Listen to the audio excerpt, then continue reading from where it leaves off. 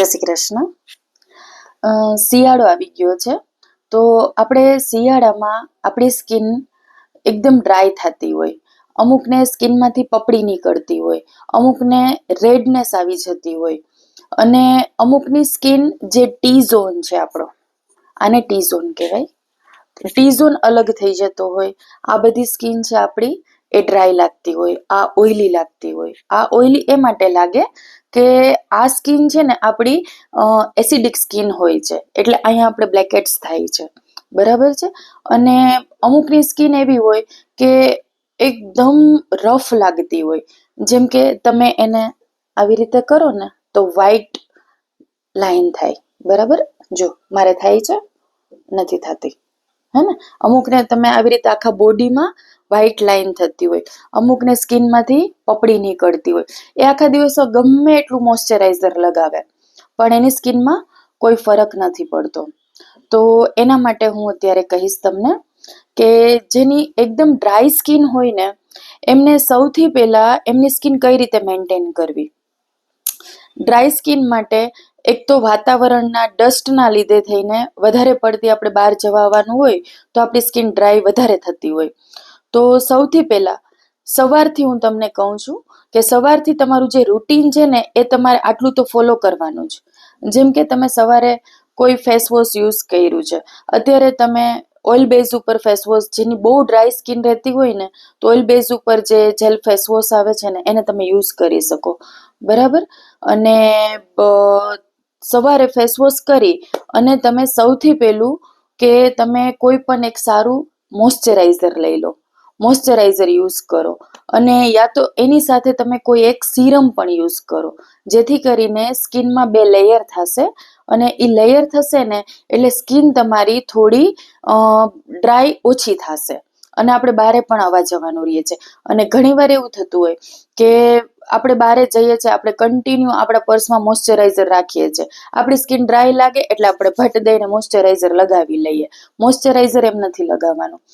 Moisturiser સૌથી પહેલાં અગર તમે 2 કલાક પછી તમારે પાછું મોઇશ્ચરાઇઝર લગાવવું છે તો તમે પાછો ફેસને એક વખત વોશ કરો. ઓલરેડી એટલું બધું ડસ્ટ આપણા ફેસ ઉપર આવી ગયું હોય, અને હાથમાં કે ગમે ત્યાં તમને ડ્રાય લાગતી હોય સ્કિન, અને કાં પછી વેટ ટિશ્યુ રાખો, એને તમે પહેલાં પૂરી રીતે સાફ કરો અને પછી પાછું મોઇશ્ચરાઇઝર લગાવો. ઓલું કેવું થાય કે તમે મોઇશ્ચરાઇઝર લગાવો છો એટલે એ પાછું ડસ્ટ છે એ આપણા ઓપન પોઝમાં અંદર જ રહેશે, એટલે આપણી સ્કિન ઓર ડેમેજ થવાની શક્યતા રહે છે. એટલે ગમે ત્યારે તમે આખા દિવસની અંદર મોઇશ્ચરાઇઝર જ્યારે લગાવો છો ને એ પહેલાં તમારી સ્કિનને ક્લિન્ઝિંગથી, વેટ ટિશ્યુથી યા ફેસ વોશથી પહેલાં એમને ક્લીન કરજો અને પછી મોઇશ્ચરાઇઝર લગાવજો. અને અત્યારે જેની બહુ ડ્રાય સ્કિન રહેતી હોય એને સારું એક મોઇશ્ચરાઇઝર આખા દિવસમાં 2 થી 3 ફરે યુઝ કરવાનું જ છે. હવે રાતની વાત છે કે રાતે તમે જ્યારે ફ્રેશ થઈ અને તમારી સ્કિનને તમે રાતે આપણે સૌથી વધારે સ્કિનને આરામ મળે છે, જેમ આપણા બોડીને મળે એમ આપણી સ્કિનને પણ સૌથી વધારે આરામ મળે. તો એના માટે આપણે ફરી એક વખત વોશ કર્યો ફેસ, અને તમારી સ્કિન પ્રમાણે તમે સિરમ યુઝ કરો.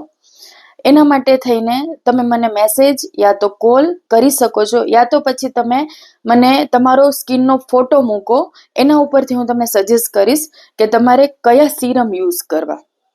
રાતે કેવું છે કે રાત્રે આપણે સ્કિનને જેટલી સરસ રીતે પેમ્પર કરીને સૂશું ને એટલી જ આપણી સ્કિન દિવસ દરમિયાન બહુ સારી રહેશે. એટલે અત્યારે શિયાળામાં તમારે કઈ રીતે સ્કિનને મેન્ટેન રાખવી છે, તમે તમારી સ્કિનનો, તમારો ફેસનો મને ફોટો મૂકો, યા તો મારી સાથે DM કરો અને કાં તો ફોન કરો, મારા નંબર બી મેન્શન છે. તો હું તમને સજેસ્ટ કરીશ કે રૂટીનમાં, અને અમુક ક્રીમો, અમુક મોઇશ્ચરાઇઝર, અમુક સિરમ એટલા હાઈ લેવલ ઉપર આવતા હોય ને એટલે આપણે એમ થતું હોય કે ભાઈ આ નથી લેવું, બધા વ્યક્તિ એફોર્ડ બી ના કરી શકતા હોય. તો એના માટે થઈને હું તમને ઘરગથ્થુ ઉપચાર પણ બતાવીશ કે ઘરમાંથી આપણે જે મળી જતી હોય ને એ વસ્તુમાંથી તમે તમારી સ્કિનને કઈ રીતે મેન્ટેન રાખી શકો. તો એના માટે મને મેસેજ કરો. Thank you. જય શ્રી કૃષ્ણ.